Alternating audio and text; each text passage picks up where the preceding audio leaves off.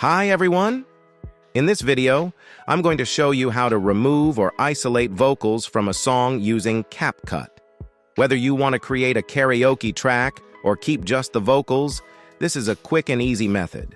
Start by importing the song you want to edit from your device. Click the Import button.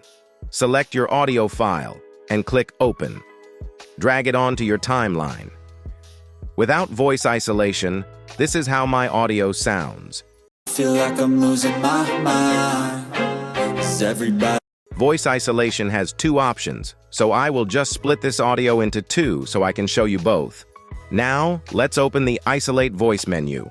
Right-click on the audio and hover over Voice Isolation. If you're looking to remove the vocals and keep just the instrumental, choose the Remove Vocal option.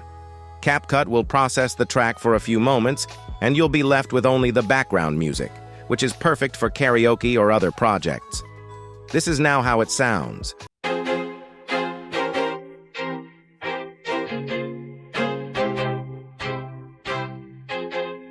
If you want to keep just the vocals and remove the background music, select the Keep Voice option, and then the music will be removed, leaving only the vocals.